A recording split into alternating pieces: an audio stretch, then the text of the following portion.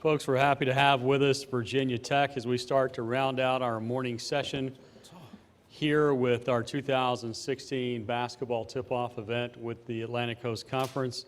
Seth will have microphones out and about, so we'll make sure we get a mic.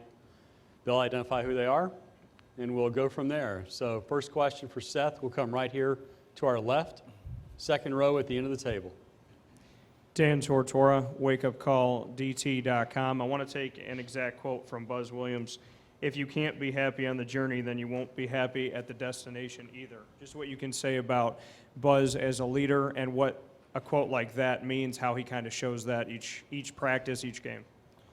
That's a good question. I think when Buzz says that, he's talking about the process, and he's talking about falling in love with the process of getting better. And whatever you think the destination is or where you want to go, you got to fall in love with what it takes to be there. So one of his other famous quotes is, you can't be anything you want to be, but you can be anything you deserve to be. And that kind of just talks about who he is and how he's become where he is today. He started from nothing, literally at the bottom, and then he's just worked hard and became one of the best coaches in the country. So you see it in him every day, how he works and how he holds us accountable to our work, and yeah. To your left, the camera stand in the back. Seth, Zach Glover, WDBJ7. If you can just kind of describe the look of this team. I know you guys have a lot of returning players, and how much that familiarity between the core of this team is really going to help this season. Yeah, I think whenever you got a group of guys that's played together, and then they go through a postseason, and then they get to come back and have that same core, like you said, is always good because one, you don't have to get out those first couple game wiggles, you know, and you also have that chemistry that just carries over. And with the season that we just had, like, the confidence just grew out throughout the whole season. So hoping it carries over to this season. So, you know, I'm just grateful to be in this opportunity to play with the same group of guys and add some really good pieces as well. Seth, when Dan asked the question and quoted coach, you responded by saying Buzz. You didn't say coach. Is there an informality amongst the team? Do you normally call him by his first name, or is it normally coach? I call him Buzz because I don't look to him as like a coach. I look to him as just like a father figure, mentor. He's always been good to us, and I think that if we were in the lines and I wanted his attention, I'd probably say coach, just out of respect because he's our coach. But when I talk about him, he's much more than a coach to me. Let's go back to the camera stand with Zach. Seth, you guys obviously made great strides from 2 years ago to last year. The expectations for this year, I mean, were you happy with the NIT? I mean, where do you want to see this team go? I mean, I want to see this team go as far as we can. Personally, I was not happy with the NIT because, you know, I had higher goals, but we didn't take care of business in the non-conference last year. So that just motivates me to do even better this year. I think the NIT was good postseason reps for our team. So younger guys like Justin Robinson, Kerry Blackshear, Chris Clark, getting able to play in a postseason and see how serious it is, it was good for us. So I don't know what God has planned for us. I think if we just take it one game, one media timeout at a time, that we'll be fine.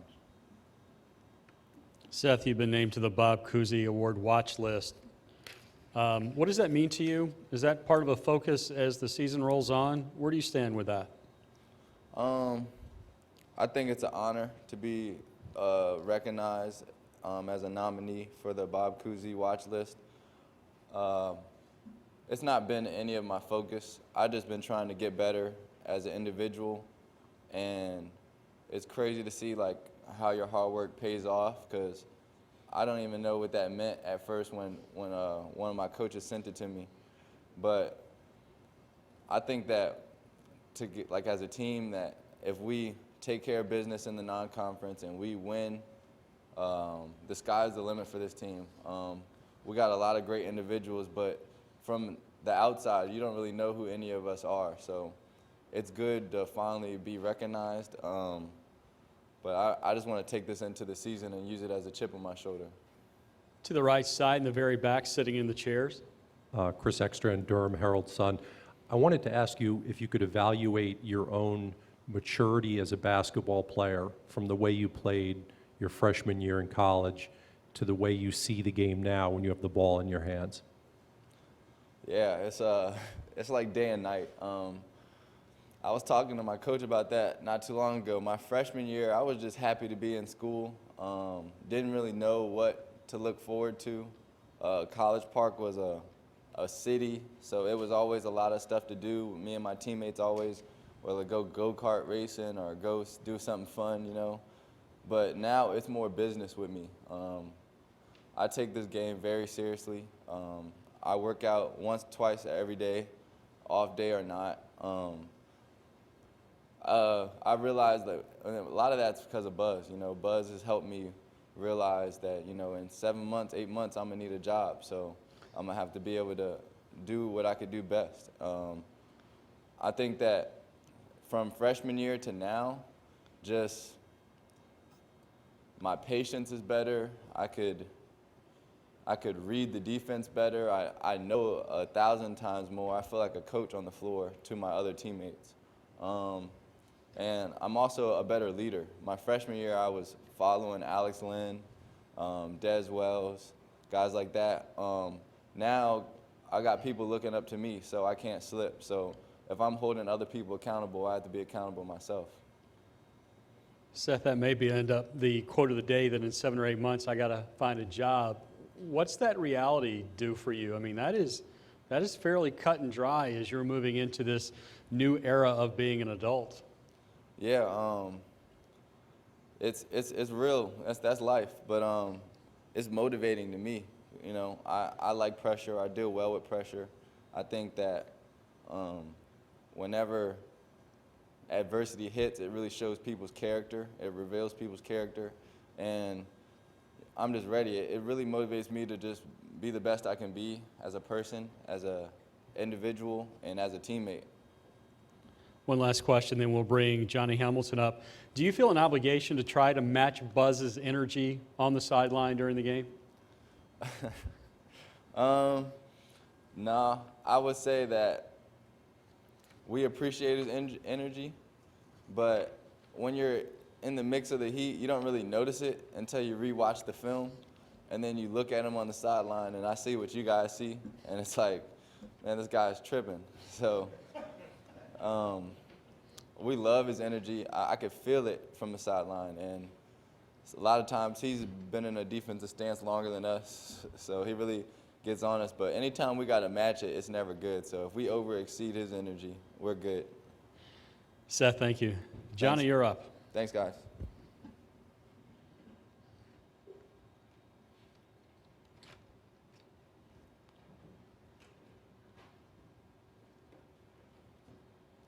Questions for Johnny Hamilton as we spend the next couple of minutes with the Hokies? Johnny, what's your expectation for the 2016 season? 17-16, 16-17, something. My expectation is to do better than last year. You know, to help the team reach the goals.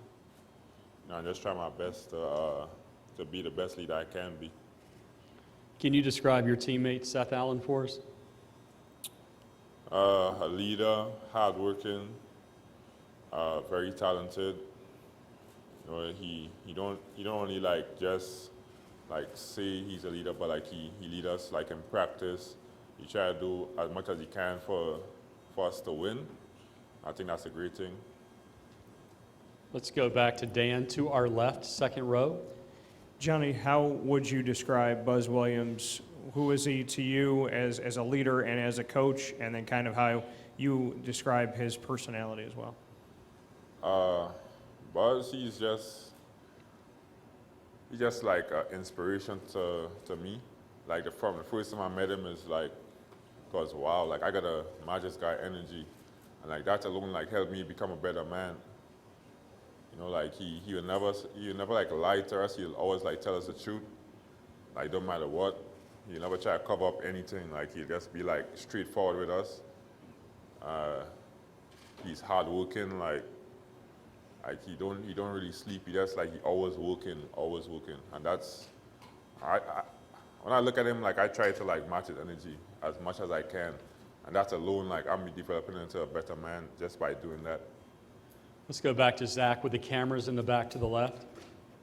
Johnny, if you can kind of describe how this team has grown together over the last couple of years. You guys have been through some tougher games, and towards the end of last year, we're really starting to come together on the floor. Yeah. But first, we try to come together in practice. Like while the lights is off, like we try to spend as much time as together as a team. Like we play games together, we chill together, we always together. Like 95% of the times we are together. Like when we're not, we in class or like handling our personal stuff. But other than that, like if we together off the court, we're gonna be better on the court for sure. Like that way we live in like togetherness, like brotherhood, like have each other backs, and like we're gonna try to like have the best team chemistry we ever had, like better than last year for sure. Anything else for Johnny? Johnny?